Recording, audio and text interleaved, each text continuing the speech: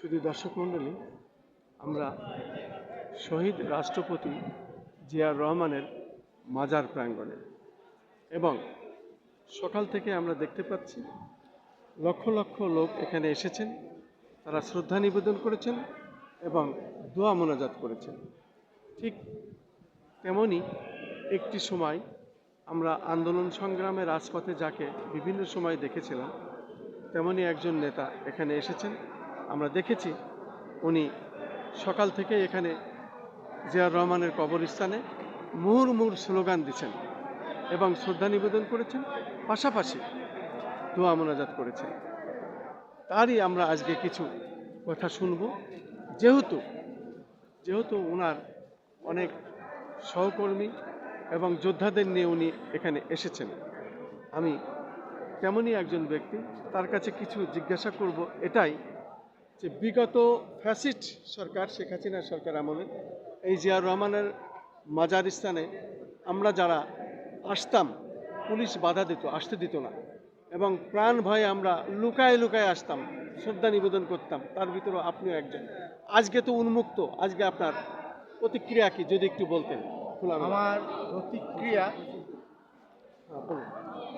প্রতিক্রিয়া মাটি থেকে আকাশ পর্যন্ত রম্বিত। আমরা সেদিন আসতাম, লুকিয়ে আসতাম, কিন্তু সাহস নিয়ে আসতাম। আমাদের আজকে 4 এবং 5 অগাস্টের এই শেখ হাসিনা এবং স্বৈরাচারী সরকারের পতন এবং এখান থেকে চলে যাওয়ার মুহূর্তে আমরা মনে করি এখনও স্বৈরাচার বাংলাদেশে তার অস্তিত্ব রয়েছে। প্রশাসনে, পুলিশে, র্যাবে, সেক্রেটারিয়েটে, আর্মির উপর লেভেলে এবং বিভিন্ন সেক্রেটারিয়েটের অন্যান্য জায়গায়, কর্পোরেশনগুলোতে বিচার বিভাগে তার রয়ে গেছে। আমরা এই স্টেজে হাসিনা এবং তার ইমিডিয়েট দোসরদের অনুপস্থিতিতে খুব মুক্ত অবস্থায় আমরা আজকে এই দিবসটি উদযাপন করতে পারছি। আমরা আনন্দিত, আমরা আরও উৎসাহী, আরও দীপ্ত হয়েছি। আমাদের কথা খুব পরিষ্কার, লড়াই চলছে যতক্ষণ পর্যন্ত ভারতের আধিপত্যবাদ থেকে, যতক্ষণ পর্যন্ত আওয়ামী স্বৈরাচার সহ তাদের দোসরদের হাত থেকে, যতক্ষণ পর্যন্ত এদেশে স্বৈরাচারের 16 বছরের সৃষ্ট প্রশাসনের সন থেকে র এবং মোসাদের গুপ্তচরদের আমরা এখান থেকে মুক্ত করতে না পারবো, যতক্ষণ পর্যন্ত এখানে আমরা আমাদের রাষ্ট্র ব্যবস্থায় দুর্নীতি এবং সকল রকমের স্বৈরাচারী মনোভাব দূর করতে না পারবো, একটা জনগণের নির্বাচিত সুষ্ঠু ইলেকশনের মধ্যে রাতের ভোট নয়, দামি ভোট নয়, আগে ভোট নয়, সত্যিকারের জনগণের যার ভোট সে দেবে, এই ভিত্তিতে একটি নিরপেক্ষ নির্বাচন, জনগণের স্বতঃস্ফূর্ত নির্বাচনের মধ্য দিয়ে যতক্ষণ পর্যন্ত নির্বাচন না হবে, যতক্ষণ পর্যন্ত এদেশে একটি জনগণের নির্বাচিত জাতীয়তাবাদী শক্তি, যাদের পররাষ্ট্রনীতি হবে বন্ধুত্বের ভিত্তিতে, যে কোনো দেশের সাথে বন্ধুত্ব, আর শত্রুতার সাথে শুধু যুদ্ধ যুদ্ধ এবং লড়াই, এই নীতির ভিত্তিতে গোটা বাংলাদেশের জাতীয়তাবাদী জনগণকে ঐক্যবদ্ধ করে আমাদের একটি সুন্দর আর্মি, যেটা স্বাধীনতার লক্ষ্য ছিল, আমাদের রক্ষী বাহিনী, আমাদের পক্ষী বাহিনী, আমাদের মুজিব বাহিনী, আমাদের এই বর্তমানে সময়ে বিভিন্ন বাহিনীর না, সত্যিকারে মুক্তিযুদ্ধের চেতনায়, জিয়াউর রহমান আদর্শের চেতনায় যে সেনাবাহিনী, তাই নিয়ে আমাদের প্রশাসন নিয়ে আমাদের দেশ আমরা শাসন করতে পারবো, তার আগ পর্যন্ত আমাদের লড়াই চলবে। সেই শপথ আজকে আমরা নিলাম। আমরা দীপ্ত কণ্ঠে বলতে চাই, আমাদের এই দীর্ঘ আন্দোলনে প্রিন্ট এবং ইলেকট্রনিক মিডিয়া আমাদের সাহস জুগিয়েছে, আমাদের উৎসাহী করেছে, আমাদের পৃথিবীর কাছে তুলে ধরেছে, ওদের সমস্ত অত্যাচারকে তুলে ধরেছে, আর আমাদের কষ্ট দুঃখের মধ্য দিয়ে আমরা যে লড়াই করে যাচ্ছি লাগাতার, এটা তুলে ধরেছেন। আজকে আপনাদের কাছে আমাদের এইটাই অনুরোধ, আজকে আমাদের নেতৃবৃন্দ এখানে এসেছেন, আমার সহযোদ্ধা ভাইয়েরা সারা বাংলাদেশে যারা এখন মারা গেছে তাদের আত্মাও এখানে এসেছে।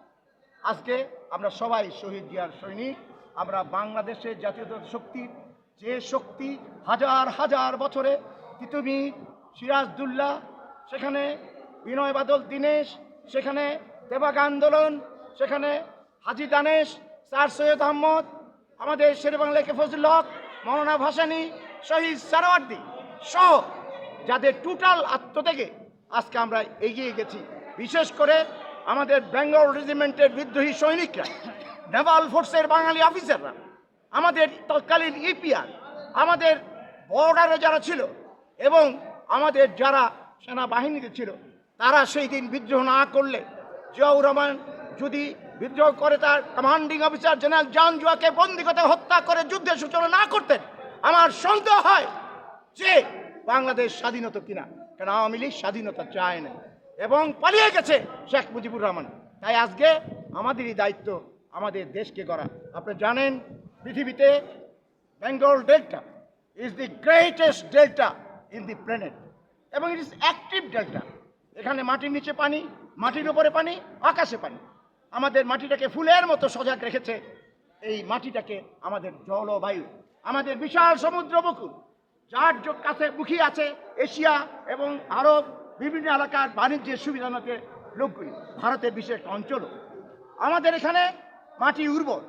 পৃথিবীতে একমাত্র বাংলাদেশ যেখানে তরুণ সম্প্রদায় বেশি, অ্যাক্টিভ জেনারেশন, সেই জেনারেশনটা আমাদের এখানে। আজকে আমাদের ইনকাম শুধু আমাদের এখানে না, আমাদের রেমিটেন্স, সেই রেমিটেন্সের কারণেই দেখলেন আমাদের এই সর্বনাশা হাসিনার আমলে পাচার, লুট ইত্যাদির কারণে যে বিনাশ হয়েছে আমাদের রিজার্ভ, সেটা করার জন্য রেমিটেন্স এগিয়ে এসছে।